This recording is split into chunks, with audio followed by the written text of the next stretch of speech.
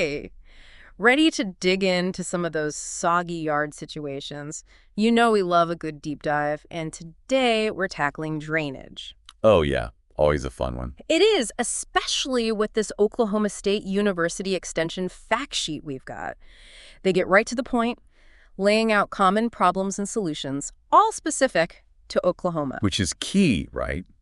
Because what works in a drier climate might not cut it here. Exactly. And they don't mess around. They jump right into those soggy patches we've all seen, maybe even experienced in our own yard. I think we've all been there. Right. And I love how they break down how those hard surfaces, roofs, driveways, all that, contribute to the problem. Yeah, those impervious areas, we call them. Water can't soak through, so it's just running off into the yard, causing all sorts of trouble. Exactly. And then you factor in our Oklahoma soil, which, let's be honest, can be pretty clay heavy. Oh, yeah. Clay soil can be a real headache when it comes to drainage. Tell me about it. I used to have this one spot in my old yard. Every time it rained, forget it. It was like a little swamp. It's amazing how much of a difference the soil makes, and this fact sheet really breaks that down well. It does. And you know what surprised me? They suggest, get this, building up the soil with sandier types to improve drainage. I'll be honest, at first I thought, won't that just create more ground to get soggy? It sounds counterintuitive, doesn't it? But they explain it so well. By raising that ground level, you're essentially creating a raised platform for your lawn, giving that water somewhere to go. Like building a little hill for your grass to hang out on, away from all that soggy stuff? That makes so much more sense. Right. And that whole idea of working with the water table is key to understanding a lot of these drainage solutions, which they get into even more with the next problem dealing with runoff from neighboring properties, especially if you're at the bottom of a slope. Oh, I know that scenario all too well.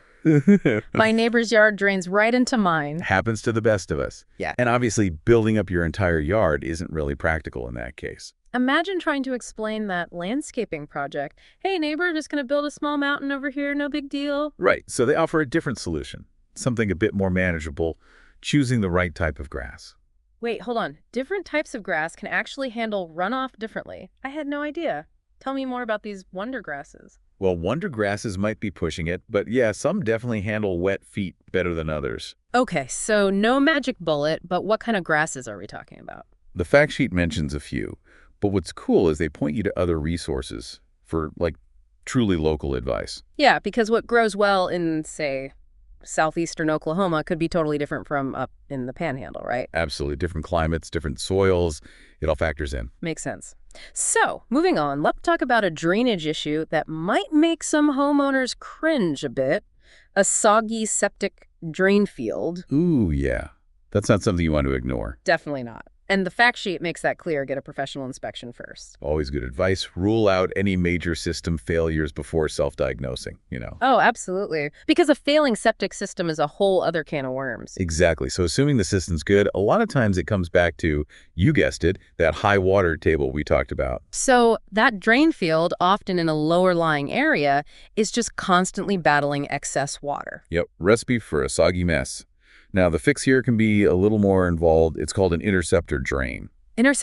Okay, now you've got my attention. Break that down for me. Basically, it's a trench, strategically placed, filled with gravel, and it intercepts water flowing towards the drain field. So it diverts the water, gives it a different path to follow instead of just pooling there. Exactly. And speaking of things pooling, the next problem in this fact sheet hits on a homeowner with a sprinkler system. Okay, pretty common setup, but what's the issue? Well, the sprinklers are working overtime, leading to, you guessed it, a soggy yard. Too much of a good thing, right? Even water can become a problem. Exactly. And they point out it could be a few things. Maybe too many people in the house, the type of sprinklers, those old school impact sprinklers. Oh, yeah, they really give it a good soak, but maybe not the most efficient for an already damp situation. Right. And then, add in any furry friends playing in those sprinklers. You know they love a good sprinkler party. So what's the solution? Different sprinklers altogether. They suggest considering gear-driven rotor-type sprinklers. More even coverage, less likely to overwater. Working smarter, not harder, even with your sprinklers. I like it.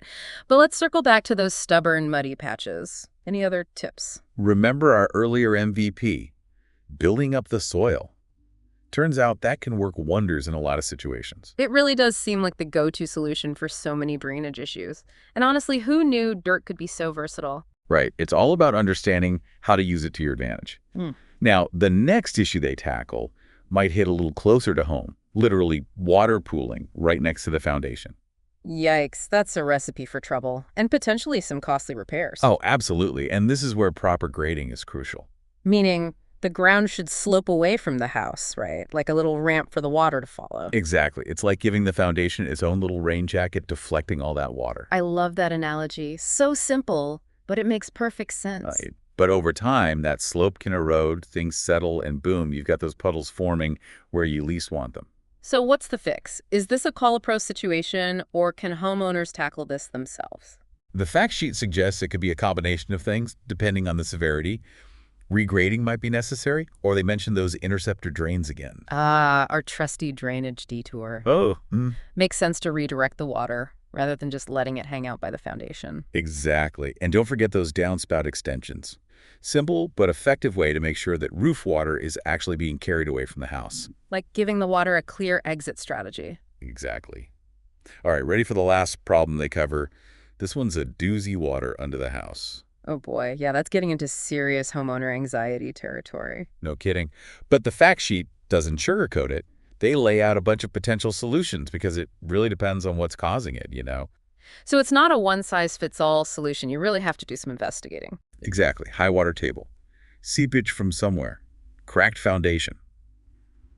Got to find the root cause before you can treat it. Like being a drainage detective. Exactly. And the solutions can range from simple stuff like making sure the ground slopes away from the house. We've learned that's key. It is. But then it could also get into things like installing a French drain or even a sump pump if it's really bad. So a whole range of options, depending on the severity and the cause. Absolutely. Going through this fact sheet has really got me thinking differently about my own yard. Me too. It's amazing how much we take for granted under our feet. Right. And they touch on this too. It's called hydrology. Basically the science of how water moves. Hydrology. Okay, I'm intrigued. It's fascinating because it's not just about, oh, it rained, ground got wet. It's about soil type, the lay of the land, how many vegetation you have, all these interconnected factors. Wow, so even something as seemingly simple as drainage, there's a whole science behind it. There really is. And this fact sheet does a great job of making it understandable and applicable for homeowners. Oh, and they also touch on this other cool concept, low impact development. Low impact development. Okay, I'm going to need you to unpack that one for me. Basically, it's about mimicking natural processes to handle stormwater runoff. Interesting. So instead of just trying to funnel all that water away as fast as possible, it's about slowing it down, letting it soak in. Exactly. Things like rain gardens, swales, Yeah. permeable pavement, all about working with nature rather than against it. And I'm guessing this ties back into that whole hydrology concept. Absolutely. It's all interconnected. This fact sheet is packed with info. But I think if there's one big takeaway, it's the importance of understanding how water interacts with your specific landscape. So becoming a drainage detective for your own yard. I love it. Exactly. A little observation, a dash of know-how from resources like this fact sheet, and you'd be amazed what you can accomplish. Absolutely. Well said. Big thanks to the Oklahoma State University Extension for this awesome fact sheet. And to everyone listening, remember, drainage doesn't have to be a mystery. Armed with a little knowledge, even the soggiest situations can be tackled. Until next time, happy gardening.